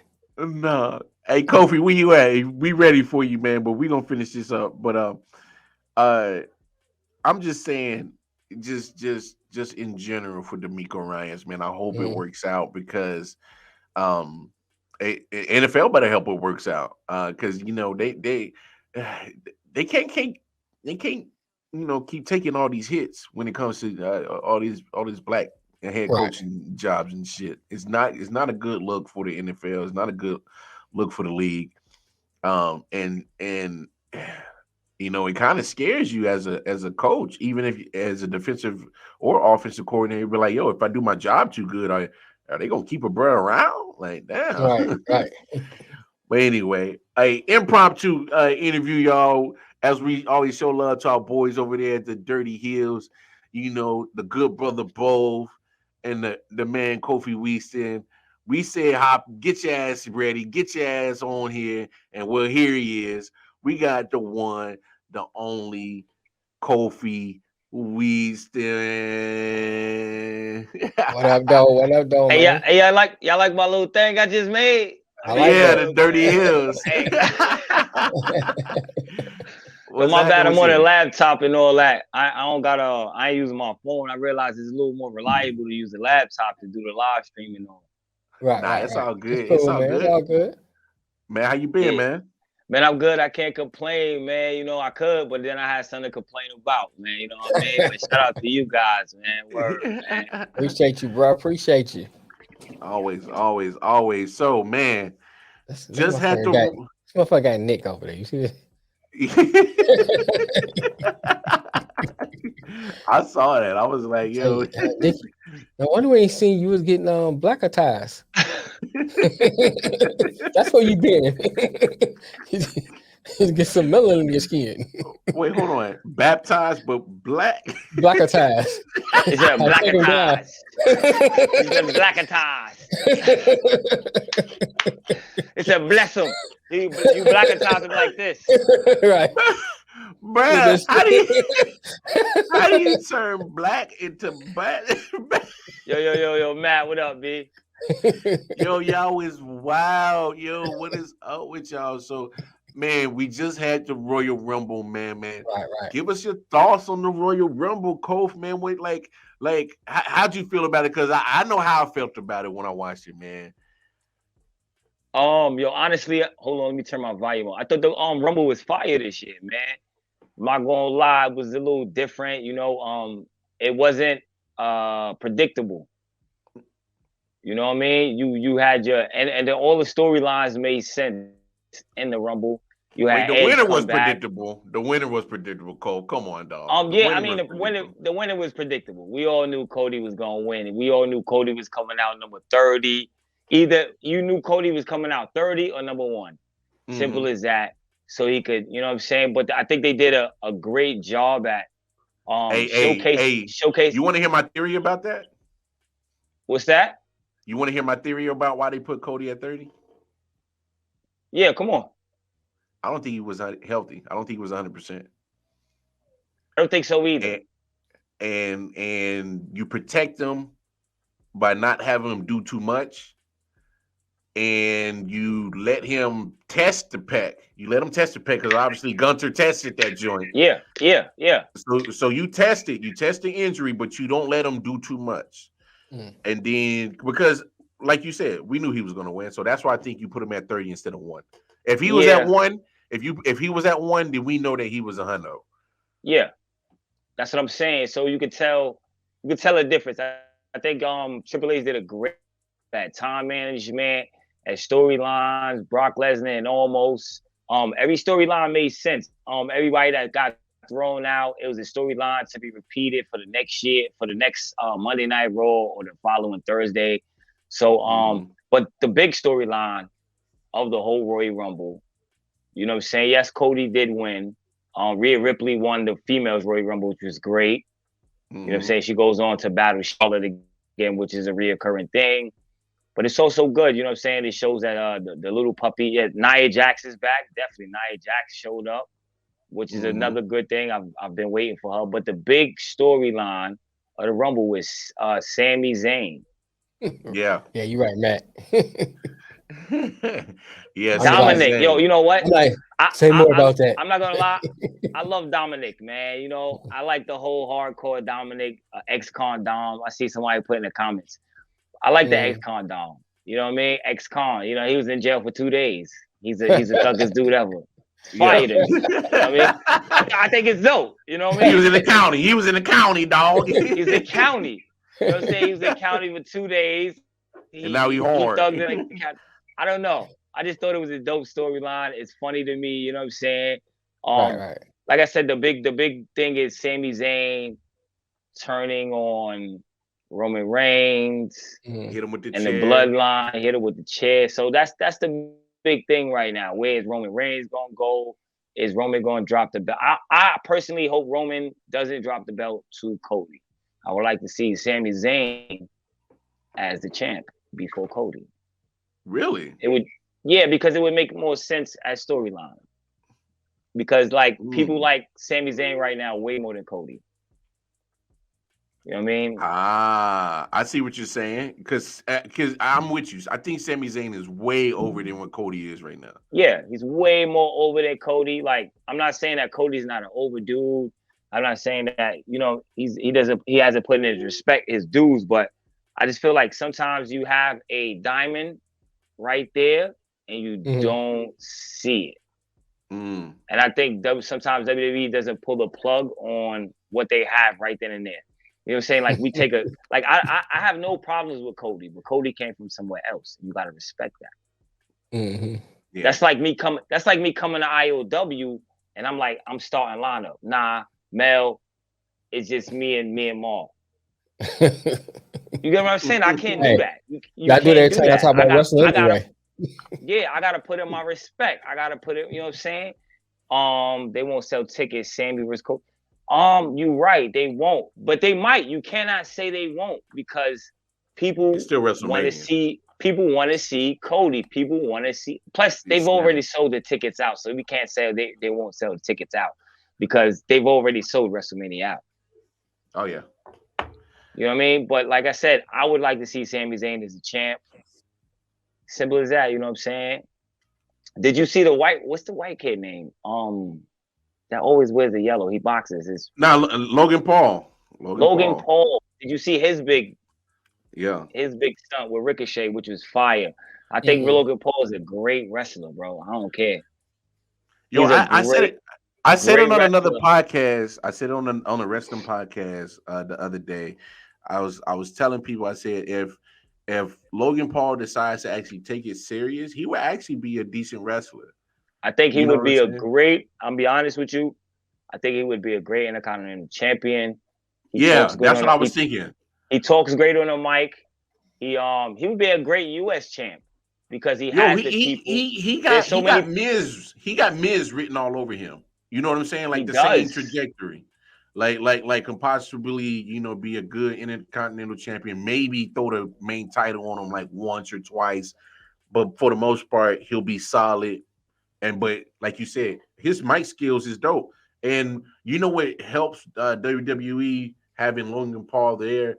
Because everybody knows Logan Paul for all of his social media stuff. Yeah, that puts you into a whole nother stratosphere to bring in more people to your product, man. That is true. They should do that. They should pull a plug on it. Go ahead and do it. Plus, Logan Paul has a lot of those guys on his podcast, which makes it dope. So, I feel like what he does right now is pretty dope. You know what I mean? I like Logan Paul. You know what I'm saying? I don't. He should him and his brother should stay away from boxing, but I like Logan. They should definitely stay away from boxing. But hey, his brother's taking it worse. Jake Paul about to do some MMA, man. I'm laughing at that, bro. But I'm still mad that he fought Anderson Silva and won. Nah, that was some fluky stuff. Come on, man. Like, don't get me wrong. I know it was boxing, but Anderson Silva is still good enough at striking that he would have bombed on that Paul dude. Like, come on, like yeah, them boys won't step in the octagon. Them boys won't step in the octagon. Nah, Jake Paul is apparently. Oh, is he? Nah, yeah. I listen. I can't wait till somebody. I wasn't supposed to say that on camera, was I? We ain't hear you, so you cut out a little bit. Yeah. I was waiting. Yeah. You know what? I didn't even watch that match because it was so black. It was so dark. I didn't really understand it. I said the same thing about mad at anybody who didn't understand it. Because I didn't understand that the Bray Wyatt match, the Uncle Howdy. I never really understand it. I'm not really too much into the horror of WWE and all of that. You know what I'm saying? I just personally like your wrestling. I really don't watch wrestling, believe it or not. I only watch the pay-per-views. Okay. If you notice, we don't. Yeah, because we don't talk about wrestling. We don't talk about I agree with you, man. And AEW. We more go and we hit the road and we go to the shows, go to independent shows. So lots of times I won't even watch it. That's the one thing I want to see you talk about, because I know, like, I follow y'all, see stuff y'all do on social media. I see a lot of like independent stuff, you know. Yeah. And a lot of local stuff and stuff like that.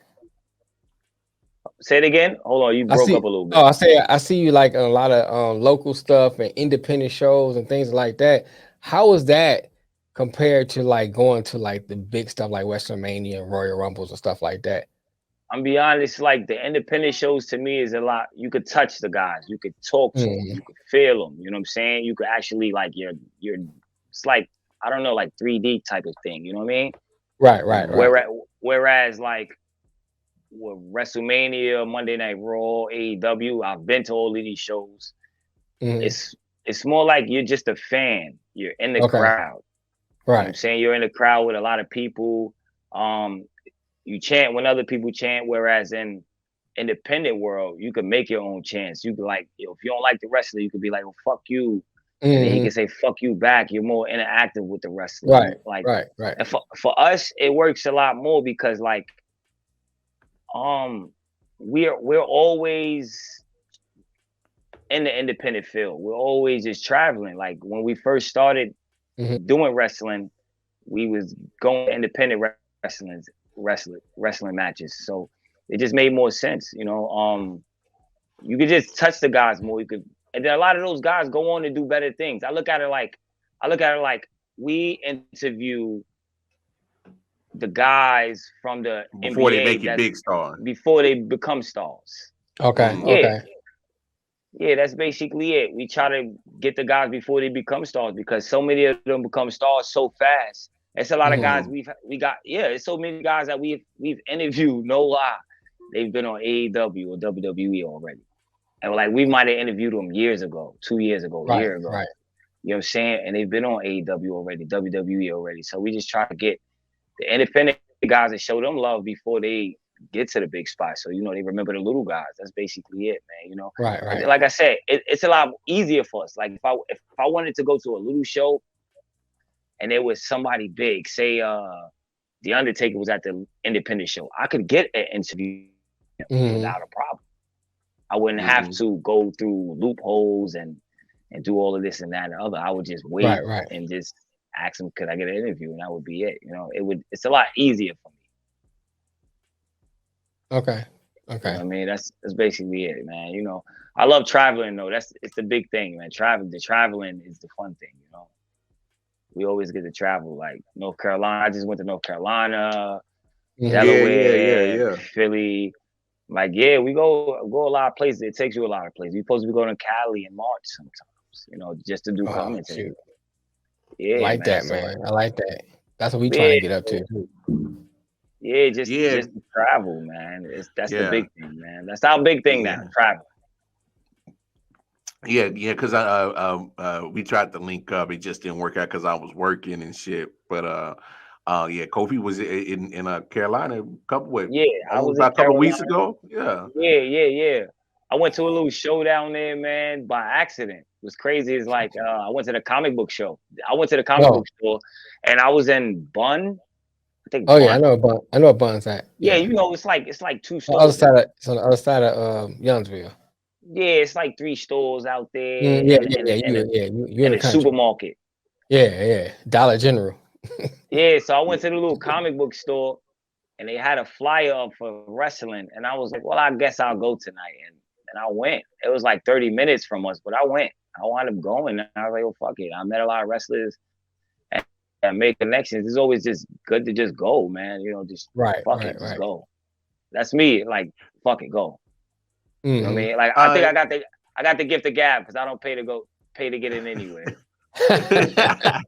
All right, so let me ask you this, Kofi. What's the biggest name wrestler that you think anybody would know that you and the Good Brother both have interviewed that has later gone on and done bigger things with some of the bigger companies? I'll be honest, we've smoked with guys that are big, so I can't even name them. I can tell you off camera.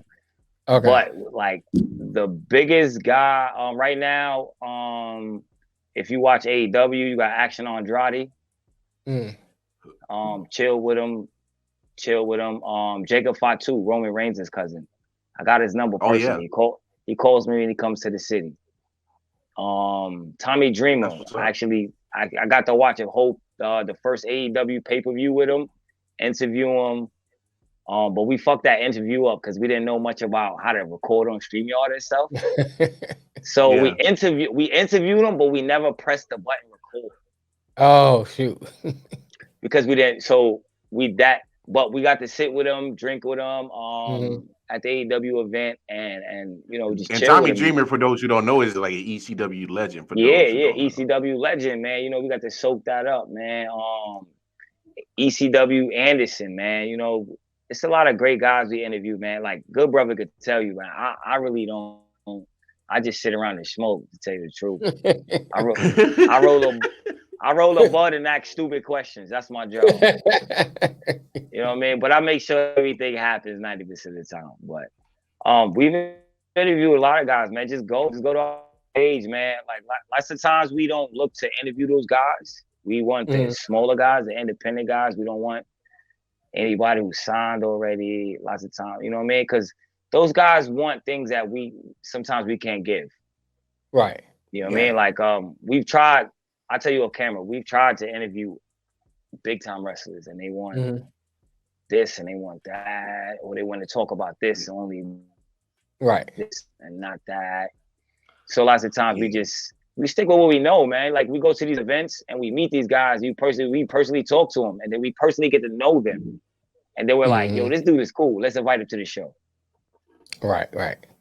So it's a lot different. Cool. You know what I mean? Like that's how it was with Well, I often wonder. We'll try to get like the big people, and they want this crazy amount of stuff. Well, we'll come on if you get us this, and that.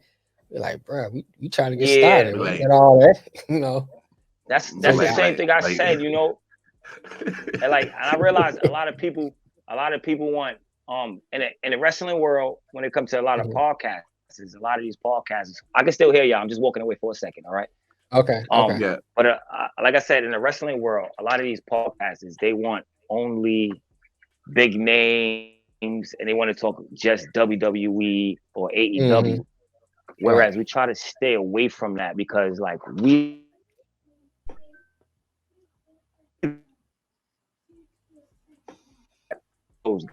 can't personally touch those guys. We can't interview those guys, and that's how we look at it. But a lot of other podcasts, they want.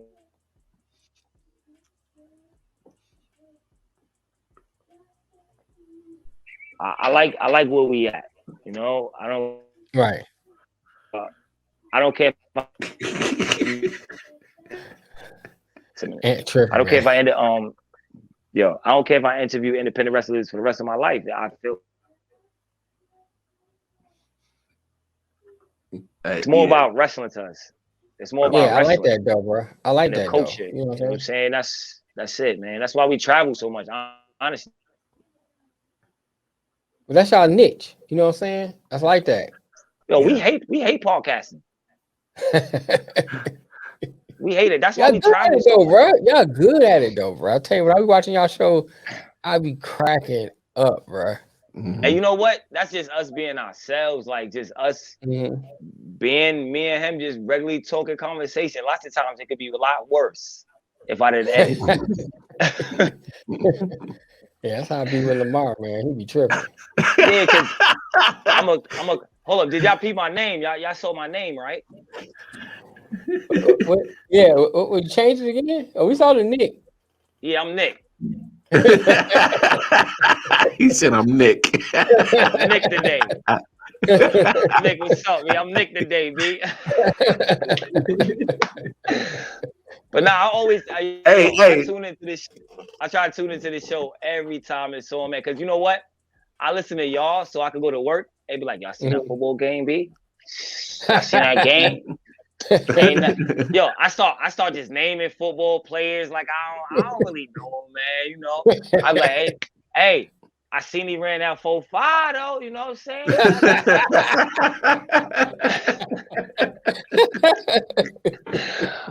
You know me? I'll be like, yeah. Y'all listen to IOW? That's where I get my sports at. That's where I get my sports from. This is the only place I get my sports from. Dead ass. I don't listen to nobody else. Nobody else, especially when it comes to football. If y'all so proficient in football, like I listen to y'all just so I can be like, I met a shorty that know football, and I was like, you know what, I gotta listen more. He said, I got a shorty that watch football. Hey, that man being right. He's like, yo, she like to pick skin. I'm gonna watch it too, so I can get them skins. Yeah. I was like wrestling. She was like, I like football. I was like, you know what? They the same thing technically. Technically, you know? They in the same round. They in the same round. Same round. Yeah. Wrestlers go to play football. Footballs go to play wrestling. It's all the same thing. Yeah. Now, for man, real, what's up with Matt and Ant going at it in the comments? Hey, you know, they talk about who old, who young. They ragging on each other. You know, them two. They do it every time. I swear they squabble like brothers. I swear they do. Let me ask you this, Kofi. But since you're here, we are going to ask you some sports questions. So, you know you a Knicks fan. We know you a Knicks fan. How you feeling about your boys right now? How you feeling about them? They not looking too bad. You want to know the truth? I ain't watched one Knicks game yet. You ain't watched one? What? There's no way I believe that. Nah, I ain't watched one. I watched highlights. One? Yeah. It's the Knicks, man. It's the Knicks. Like, what do you want me to like? I mean, let's be honest. Yo, Mel, what do y'all want me to say? It's the Knicks, like. Hey man, at least you honest, bro. You ain't like a Cowboys fan. They be on this mud. I'm just saying, y'all like, the 7th seed. I'm just saying, y'all the 7th seed. Y'all not in the gutter though. All right, look, take it. 7th seed. What, you faced the what? 2 seed or you faced the 1 seed or? No. Like you be in the playing. All right, what? All right, let's be honest. What team can they beat in the 7-game series in the East? Y'all couldn't get Miami or Cleveland? No, not the way Cleveland playing. Yo, I'll be honest. They can't beat Cleveland, bro. But Donovan Mitchell scores fucking 75 points by accident. That nigga didn't even know he did it. You trying to tell me the Knicks what?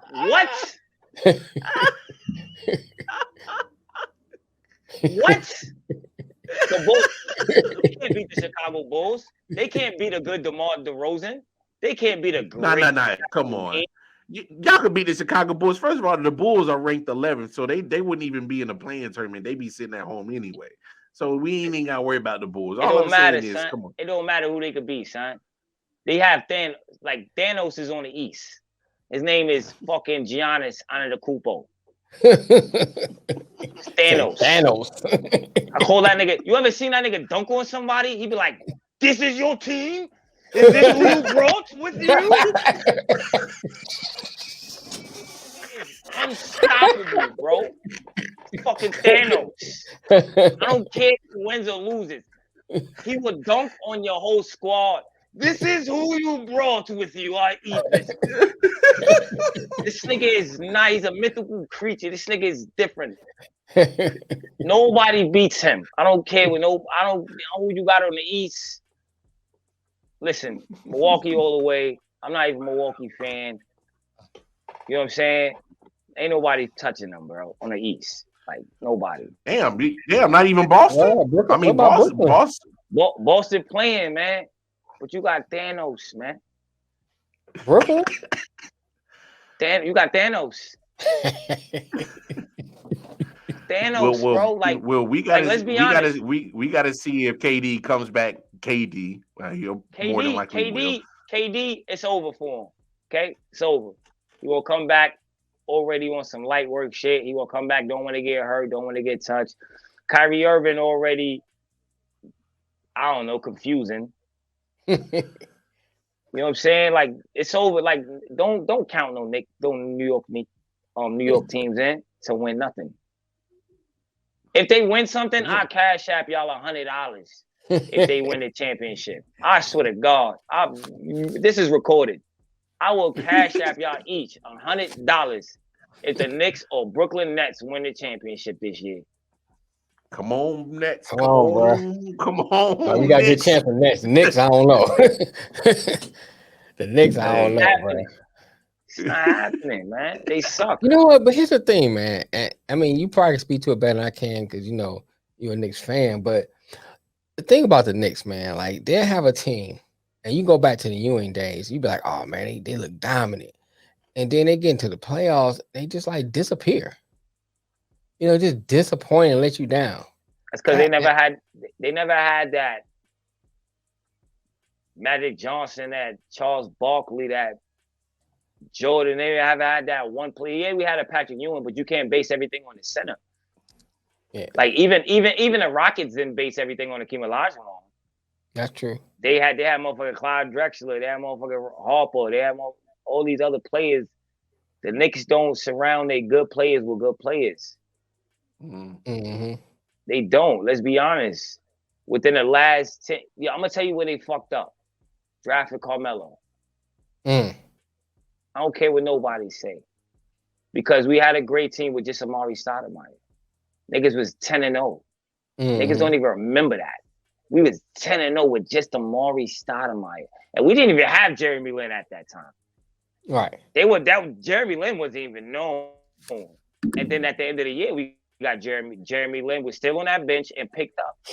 So because of Carmelo, Jeremy Lin left because of Melo. Right. Stoudemire left because of Melo. And look what happened. Just my opinions, man. You know what I'm saying? Like, I don't know what management want to do, but I feel like they should fire the whole team, get rid of the New York Knicks itself. Yeah, but here's the thing, Kofi.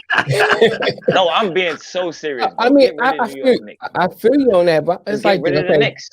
If you look at New York and you look at California, those are two iconic cities. You know, people want to go and play there. Both of them is a big market team. Both of them, film stars, all that stuff. You know, you got all the glitz and the glamour in both cities. But it's a tale of two different places. The Knicks don't get good players to come there. Well, let me take that back. They don't get a good team. They get one or two good players, and like you said, don't put teams around to where the Lakers. Yeah, but they're not getting the KDs. They're not getting the Kyries. They're not getting the but why? LeBron. You gotta understand. You gotta understand that one team is used to winning and has a legacy at winning and winning every fucking thing and making it happen some way, somehow. And one team has a legacy of dropping the ball. Yeah, I That's it. understand Simple that. as that. I understand that, It's but legacy. It's legacy.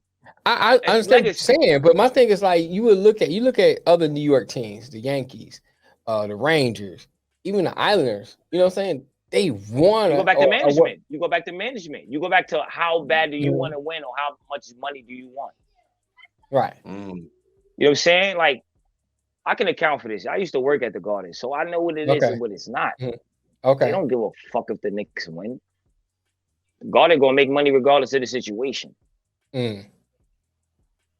Regardless of if the Knicks ever played at the Garden again, guess what? The Garden gonna still make that same amount of fucking money. It don't matter. It don't matter who the number 1 draft pick is. It don't matter who this person is. It don't matter. Them seats is still gonna sell out, right? You still gonna buy a ticket to go see the Knicks, right? It don't matter if we lose every. It don't matter if the Knicks went 0-72 this year. I bet you every seat is still sold out. Yeah, because it's the Garden. Exactly. It's a name. It's that's all it is. It's the iconic. Is iconic seat behind it or the right. Yeah, but because you speak on it because it happens all the time. Because I remember all the times that Kobe would go to the Garden and drop 55. Jordan would go to the Garden and drop 60. LeBron goes down to the Garden and gets a triple-double. I mean, he just did it the other day. Matter of fact, LeBron did it not too long ago, within the last week or so. He went down to the Garden and dropped a triple-double. Like, the seats are going to sell out because it's always opposing players who bring that mystique and magic with them. And like the Garden is like the stage. It's like the Apollo of basketball. You want to go in there and show your talent to the purest of forms on that platform because the Garden has that certain mystique that brings with it. And so when you perform on a crazy level at the Garden, that helps solidify that you one of them bad motherfuckers, man. You know what I'm saying? Like that. Not even that. When you bust New York Knicks ass, or you bust New York ass itself, you got to think New York is New York. So we have this ego, this chip on our shoulder. We ain't busting our ass. So when you come and bust somebody basketball, you got to think New York is like you got New York, you got Chicago, you got Seattle. These are iconic spots that you know people play ball in. These is places that is known for people to be the greatest basketball players or grow up the greatest basketball players. So when you bust one of their asses, it's different. When you come to New York and you be able. Yeah. No doubt. Yep. The Mecca. I want to come the Mecca of basketball. It's the Mecca. It's the Mecca of basketball, but at the same time, motherfuckers ain't shit. I don't even know how to even put it. I don't even know how to put it. Like my man Kobe is not fucking with the Knicks, dog. He's like, yeah, they ain't shit. I don't get it there. I'm gonna keep it on 100. You know what it is? It's like they always let you down. B. Yeah, I can understand that. I can understand that. All right, you know what it was? Yo, I was the hugest Knicks fan. When I mean at the top of my Knicks fan element, it was Jeremy Lin era. I was like, yo, we got this Chinese kid. Yo, I was so hyped. I went and bought me a fucking Jeremy Lin jersey, a Jeremy Lin shirt, fucking everything. Jeremy Lin. Fucking things Lin Sanity. Lin Sanity. You know what they fucking do? They trade him. Fucking trade him. Pisses me off. So after that, I was just like, whatever with the Knicks, man. You know, I think everybody that ever played with the Knicks is like D-rated. Like if you go to the NBA 2K ratings, everybody that played with the Knicks is probably like 50 to 60%. You know, it's no higher than 70. Nobody's over 70. Everybody straight drop trash. That's it, straight drop trash. Well, damn. I have no faith in the Knicks ever. You know what I mean? I stopped watching basketball, man. I don't even watch basketball no more, man. I bet on the games though. Oh yeah. I'll bet on the game like over under did some shit. Like, you know what I'm saying? Right. But I'll bet against the Knicks. Like the other day, I was going Mhm. to bet on the Knicks. You know, these motherfuckers was up 10 in the fourth quarter. They was up 17. I said over 125. You know what I'm saying? 125. They go over 125. I was like over. The game went over 125, but the Knicks still fucking lost, and they was up 17. Wow. Yo, you hurt by these joints, dog. Hey, these dudes are hurting your heart, bro. They hurting your feelings. I see why you are so angry with them right now, bro. Just saying, man. Like you can't. The dopest thing about the Knicks is their hats and their jerseys, man. I hate their jerseys. Giants won it in Jersey. I don't watch Knicks. I don't watch football, bro. So you talk to the wrong guy. Yankees, if they won, they won. I don't know. Once I see some Spanish people running around with the Yankees hats on, then I know they won. I know Yankees must have won. Okay. Yeah. I'm like, Pape. Hey, yo. The Yankees won. The Yankees. I'm like, all right. Yankees in the Bronx. You know, they don't even play that. Yankees come out to drill music now. That's how real it is in the Bronx. You know what I mean? I don't fuck with the Yankees. I'm not going to Yankee Stadium. Yeah. Yankee Stadium got mad crackheads too. I just want to be honest to all y'all tourists. Y'all think y'all going to Yankee Stadium and see something nice. Y'all are not. Okay. I mean, the outside look nice. The new one. Oh No. No, I don't know how y'all see the outside. Y'all know it's surroundings around it. It's nothing but projects around that motherfucker. Yeah, I drove past there a couple years ago. I was in the Bronx. Ain't nobody stop you like you got a dollar. We was what was in the Bronx? 4 years ago. I was walking through the Bronx, bro. Hold on. I was walking through the Bronx. Walking? Who walks through the Bronx? Nobody. Man, I was walking through the Bronx a couple years ago, and I went to the Spanish people's barbecuing, bro. I wanted to go over there so bad and get some food. Hell yeah, that shit was a good, bro. Yo, listen. Anytime you see some Spanish people cooking anything in the Bronx, you know that shit authentic. She don't talk no English either. Hey, man, had the music going. You'd have been like, no, mommy, I ain't. Like Spanish people be like, yo, mommy, can I get the chicken? They're like, you want that? You want that? You want that? You want that? I'm like, I ain't asked for none of that shit, but go ahead, put it on the plate. I'm gonna go ahead and take it. How much? They be like, $10. I'm like, mommy, all of that for $10? Get iced tea. No, it's like a little park. It's like a little park. So I forgot. I think it's 256 somewhere, and we was like walking through. Matter of fact, I was walking to the George Washington Bridge. That's what it was. I was watching the George Washington Bridge. Yo, you see what Anthony said to you, dog?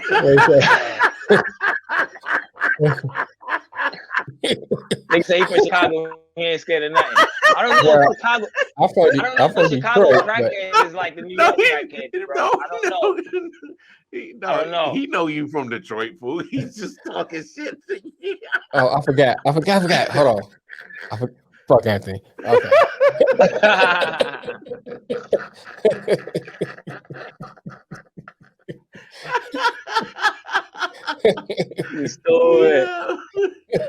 Nah, man. Hey, Kof, man.